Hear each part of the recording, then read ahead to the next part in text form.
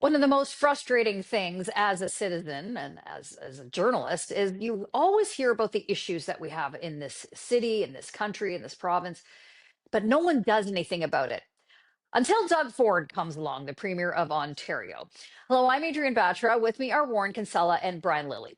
There are plenty of things, that have frustrated people about Doug Ford, Brian, during the federal election. He was Hmm. far too cozy with Mark Carney, conservatives said.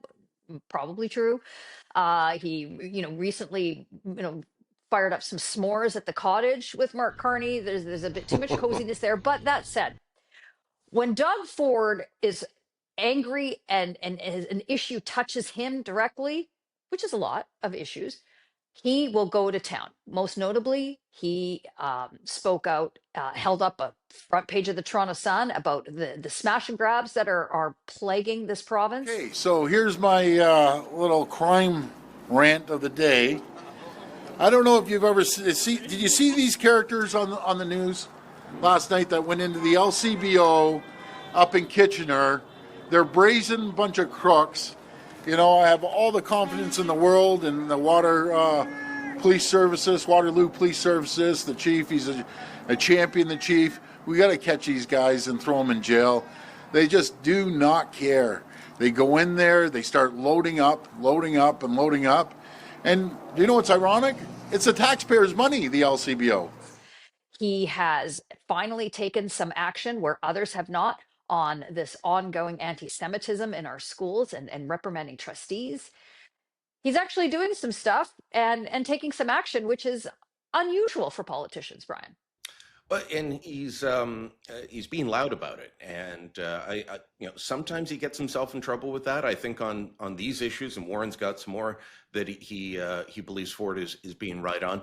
The public looks at that and says, "Yeah, right on, good, thank you." This is why Doug Ford is at 52% in the polls of late. Was it 52 or 53% that Abacus had him at recently? That's way better than he was during the election when he won his third majority.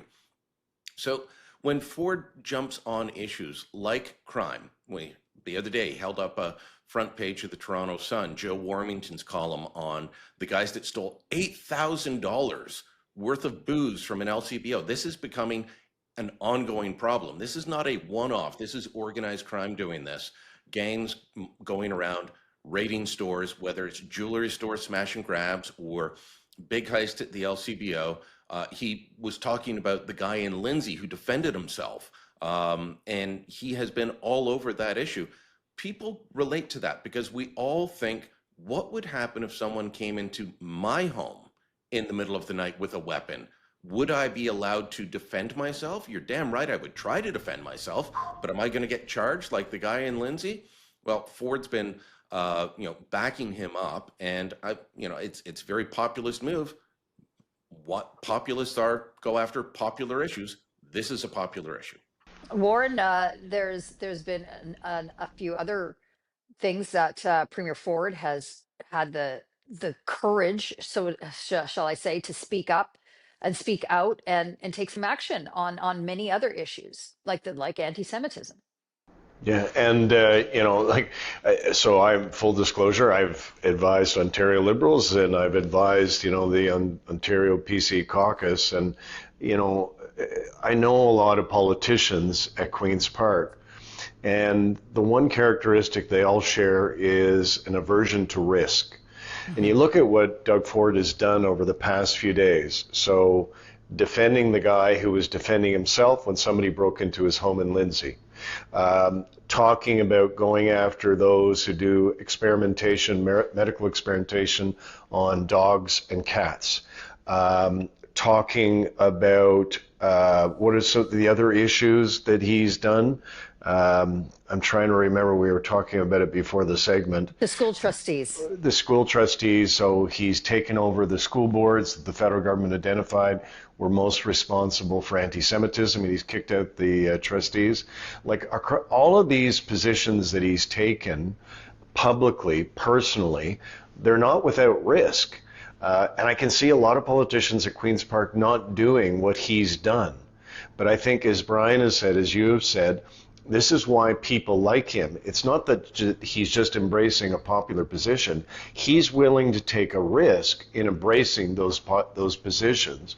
And a lot of politicians just won't. You know, they'll just step away from the microphone when you ask them about the guy who had his place broken into in Lindsay. Now you've got incredible response having like Gary Mason at the Globe and Mail, no Doug Ford fan, applauding him and saying, damn right, I'd be doing the same thing. So he's like my former boss, Kretzia, he's got this unerring instinct for where people's gut, you know, are at and where people are feeling in their hearts.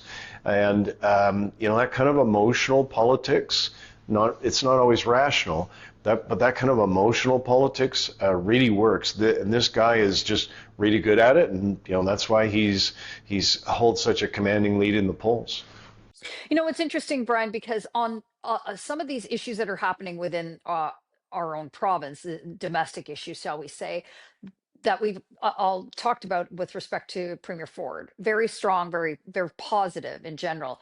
But on the national front, he has really gone out of his way that we should be continuing this fight with the United States. Yeah. So he was asked about that recently, and he still thinks that we should have not only kept the tariffs in place but raised them. He is an outlier on that now.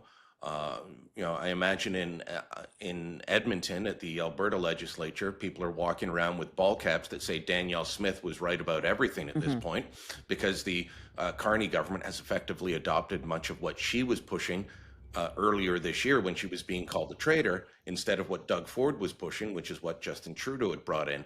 But he says he's still going to keep working closely with Mark Carney, and he will support him.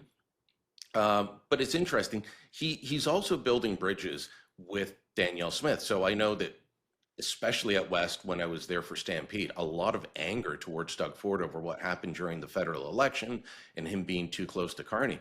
But while he on the trade front has been saying, let's double down on the tariffs, but let's support Liberal Prime Minister Mark Carney, he's also gone out of his way to say we got to show Alberta some love, and we've got to get those pipelines built. You know, so a lot of mishmash going in there if you're looking at it from a purely partisan or philosophical point of view. But you know, Doug Ford is his own guy. You don't try and pin him down on stuff. All right, Warren, last word to you, but we would be remiss if we didn't put the final point on this, and that was all the speculation about Doug Ford, that he wanted to run to be the next leader of the Conservative Party of Canada, that he wants to be Prime Minister. He's had three majority governments in Canada's largest province as a PC leader. So next step, of course, would be to go federal. I say no way that's going to happen. I know Doug Ford. I've known him for a very long time. Let's put a pin in some of that speculation. Well, I mean, there's pros and cons, right? His strategist would be sitting around and doing the analysis. What are the pros and cons? And the pros are, you know, the big one, he's really, really popular. Like he's even got, you know, mean, nasty guys like Warren Kinsella saying nice things about him and being very impressed by him. And like, I'm not the only one who, you know, have been surprised by Doug Ford going back to before the pandemic, where he has truly been a premier for the whole province, for everybody. The con side is twofold. Number one, it's what Brian has identified. Some conservatives are really mad at him presently because they feel like he torpedoed a lot of Pierre Poilievre's chances. If Pierre Poilievre is no longer the leader of the Conservative Party a year from now, and that is possible, ask Aaron O'Toole or Andrew Scheer, I think that anger will fade away. So then the big issue, the big con, is the one you've identified, Adrienne. I've worked for a prime minister. Any prime minister who's been successful in this country's history has to speak both official languages. You cannot write off 75 plus seats in the province of Quebec. You just can't, right? Preston Manning learned that the hard way. You have to be able to speak both official languages. And it's really hard to learn another language when you're running, you know, a province like Ontario. I don't know where he's finding the time in the day. Maybe he is, but it's pretty hard to do that. He had a tutor coming in here to Queen's Park to speak French with them. and let's just say hasn't taken. Yeah, and it's, some people it's hard to learn another language, and so I guess the big con for me would be, if I were advising him, is like, you are the third majority. Like, you've made history. You've won 3 huge majorities in a row in the biggest province. Why would you want to give all that away to go up Exactly. to Ottawa to ask Mark Carney questions for the next few years? That's right. Like, that's not a good use of your time. So I think he's going to stay put. All right, Premier Ford, keep it up, keep speaking up, out, and actually take some action on all of these issues when it comes to crime and unemployment and lack of housing. Keep it up, Doug Ford. Well, like this video and subscribe to our YouTube channel and go to the torontosun.com. You'll find commentary and coverage there you will not find anywhere else.